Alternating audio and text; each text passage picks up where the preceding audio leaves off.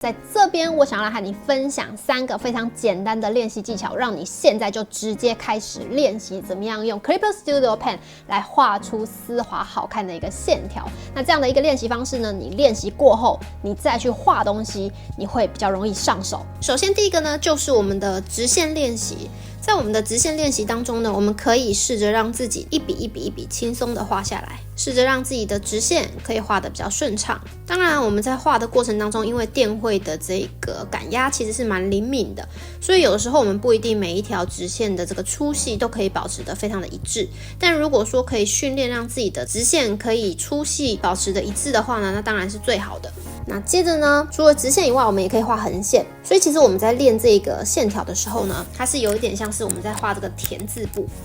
我在写这个田字的感觉。除了像是这个田字以外呢，其实也有一点像是这个画一个网状的感觉。试着让自己在画的过程当中呢，可以感受一下那个线条的一个顺畅度。那这样子的一个小练习呢，基本上不需要练很多。你可能在画一些线稿，或者是你还不是很熟悉该怎么样去画一些线条之前呢，你可以先做这样子的一个练习。那这样子的一个过程呢，你就可以慢慢的去抓到怎么样画出一些线条是你自己觉得比较顺畅的方式。那第二个练习呢，就是我们可以尝试画像是曲线。曲线的话，其实它有点像是在画一个声呐的符号，然后试着让自己画的这个曲线呢，每一条线跟每一条线的这个距离可以保持一致。当然有的时候你可能会画歪，这个都没有关系，然后慢慢的由非常长的一个线条到短的一个线条。为什么画曲线来说其实是蛮重要的原因，是因为其实我们很多时候画图啊，很多的线条是弯弯的，很多人会觉得很难画。我们其实在画的时候啊，不可能每一笔画都画得非常的顺畅。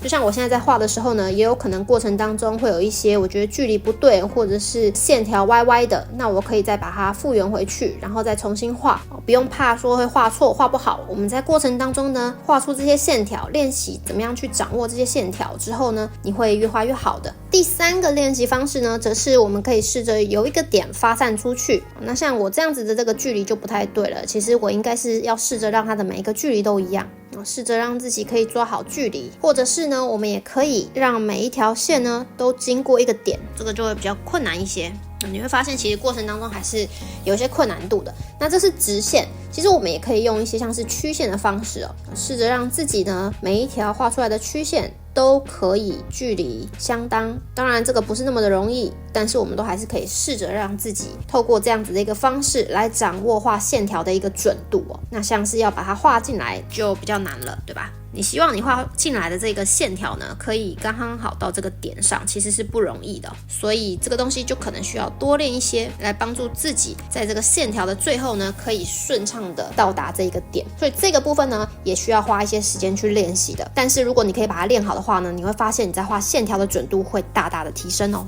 赶紧领取你的免费电子书去提升画技，学习画出你的风格吧。